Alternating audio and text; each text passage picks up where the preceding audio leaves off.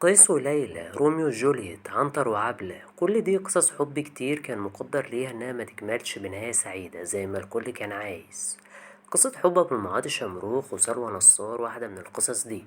مسلسل البشاير انتاج سنة 1987. اللي كتير منكم ما يعرفوهوش ان المسلسل كان المفروض يكون فيلم، لكن السيناريست وحيد حامد كان له رأي مختلف وشاف إن قصة البشاير بتفاصيلها الدسمة مكانها التلفزيون مش السينما. قصة البشاير بتحكي لينا عن أبو المعاطي شمروخ، الفلاح القروي البسيط اللي بيرجع من الغربة وبيقرر إنه يشتري أرض في الصحراء ويعمرها ويسكن هناك هو وعيلته. في نفس الوقت ده بتظهر شخصية سلوى نصار الممثلة المشهورة اللي بتصور فيلم في نفس المكان اللي عايش فيه أبو المعاطي وعيلته، ولما بتقابلهم بتتفاجئ إنهم معرفوش إنها سلوى نصار الممثلة المشهورة. ومن هنا بتبدأ حدوتة المسلسل. الكيمياء والتناغم اللي كانوا بين مديحة كامل ومحمود عبد العزيز كانوا من أكتر الحاجات اللي نجحت المسلسل. مشاهد أبو المعاطي وسلوى نصار مسلسل منفصل لوحده، وده إن دل فيدل على شيء واحد، وهو إن الممثلين في المسلسل ده كانوا متسكنين صح، وكل واحد دوره نداه. من الممثلين دول أحمد بدير اللي قدم شخصية جوز أخت أبو المعاطي وقدر يصنع جو حلو في المسلسل، وهي دي مميزات البطل التاني السنيد، إنه ممكن في أي لحظة يسرق الكاميرا من البطل الأول. حضرة الصول اخويا، فيها ايه يا اخويا لو بعت نطلع؟ انت السيمي؟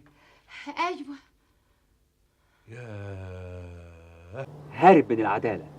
في الجبل بقالك 3 سنين ما بتشوفش فيهم. وده بالظبط اللي كان بيعمله زمان عبد السلام النابلسي وعبد المنعم إبراهيم في أفلام إسماعيل ياسين.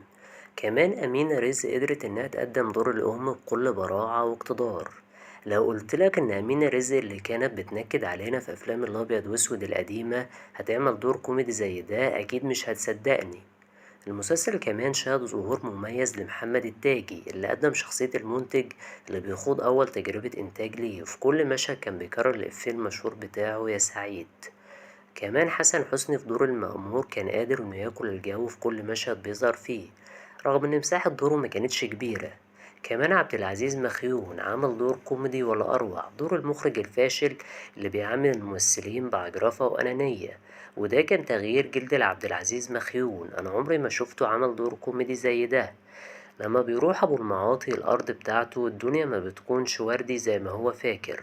خط صراع البدو مع أبو المعاطي كان من أحلى الخطوط الموجودة في المسلسل، وكانت كلها عبارة عن ضحك في ضحك. الخط ده فكرني شوية بمسلسل سنبل بعد المليون، لما حصل مشاكل بينه وبين البدو اللي قاعدين في الصحراء.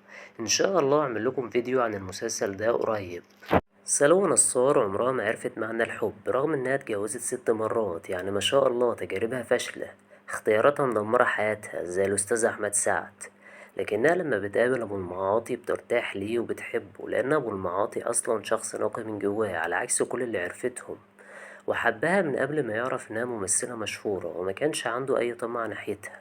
في المرحلة التانية من المسلسل سلوى نصار حياتها بتنكشف قدام أبو المعاطي وبيعرف إنها ممثلة، وهنا أبو المعاطي اتفاجئ لكنه ما كانش قادر يفكر بعقله، كان بيفكر بقلبه بس. اللي راح بعيد مع سلوى نصار وكان متقبل إنه يكمل معاها، على عكس سلوى نصار اللي في نهاية المسلسل قررت تاخد قرار متناقض، وشافت إن علاقتها بأبو المعاطي علاقة مستحيلة وإنهم ما ينفعش يكملوا مع بعض. وده اللي يخليني أقولك إن حب سلوى نصار لأبو المعاطي كان حب وهمي، لأنها لو كانت حبته كانت هتتقبله وتتقبل حياته، لكن هي ما قدرتش تعمل كده وقررت إنها تجري ورا التمثيل والشهرة. وحيد حامد شاف إن النهاية دي واقعية ومناسبة لقصة المسلسل، لكن أنا بصراحة معجبتنيش النهاية دي، وشايف إنها متناقضة بشكل كبير مع كل الأحداث اللي حصلت بين سلوى نصار وأبو المعاطي. ولو وصلت لحد هنا يبقى كده الفيديو عجبك، فياريت متنسانيش باللايك والاشتراك في القناة، وياريت كمان تفعل زر الإشعارات عشان يوصلك كل جديد.